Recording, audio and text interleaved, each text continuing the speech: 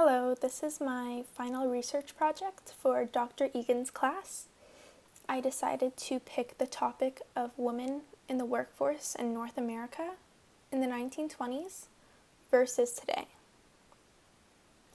Unlike Beyonce, I wouldn't say that girls run the world. However, I will say that the role of women has greatly evolved. The focus of my project includes the comparison of women in the workforce in North America in the 1920s to the current day. The comparison of these two time periods allows for an evident realization of the drastic change that has occurred economically involving women. Women in the 1920s promoted large amounts of change in many aspects, such as implementing the right to vote, the opportunities in the workforce, and so on. As time progressed, women became more involved in the working world. In today's time, women in the working world are almost on par with men. Although there are still certain differences that come between men and women in the working field, the gap is quickly closing. Women have greatly progressed and evidently continue to do so economically. The focus put towards the 1920s was chosen due to World War I just ending. With this significant change, there were many up-and-coming opportunities for citizens, especially women. Many were hopeful that the 1920s would be the century that was theirs. During the war, the men were sent to fight, this leading to women being given the opportunity to temporarily replace them in the workplace.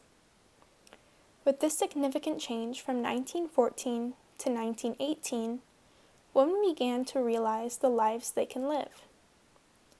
With the return of the men, in 1918, women continued to stay engaged in the working world, this driving the opportunity to build careers and become fulfilled with something outside of the home. Women were known and often are still faced with the stigma that they are meant to be the caretakers of the family. This responsibility includes cooking, cleaning, caring for the children, and basically every responsibility that is needed within the home. Men, on the other hand, would have the opportunity to experience the workforce and be the ones making money to provide for their family. This all began to change and develop in the 1920s. Single women grasped the opportunity to become employed and earn money. Women who were single did not have at-home responsibilities compared to those who were married. They tackled on such careers like nursing, teaching, becoming a librarian, or a desk worker. Desk workers often consisted of mostly women, all placed at tables in a large room, similar to this photo. As shown, a large room with women who appear to be working in an open environment dealing with what looks like to be a reoccurring task. In 1921, a census was conducted in Canada on the labor force participation rate of the female population. This resulted in a low total of 15.27% of women aged 10 years and up who were employed. These jobs often consisted of low wages, irregular work, and dull-ended tasks.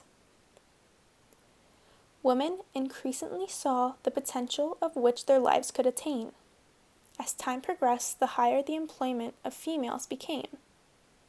Also, including factors such as women's rights and the progression of the world, all influence such change. Today, it is evident that the progressive change that has occurred since 1920. Women typically have equal amounts of opportunity as men and have progressed greatly. In 2009, 58.3% of females in Canada were employed. This representing 8.1 million females, according to Statistics Canada. This is a significant jump from that whopping 15.27% in 1921. This is a 43% difference. The gap between males and females is significantly closing. However, there are still unequal differences involved between males and females in regards to the working world. According to the Institute for Women's Policy Research, as of 2014, full-time working females made 79 cents for every dollar earned by men. This is a 21% gender wage gap difference.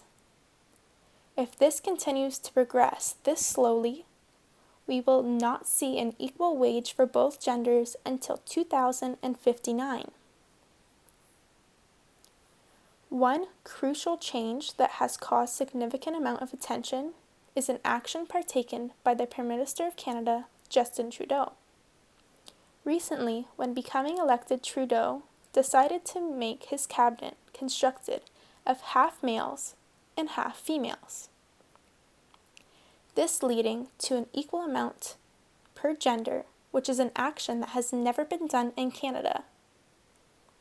When asked by the press why he decided to do this, Trudeau simply responded, "Because it's 2015.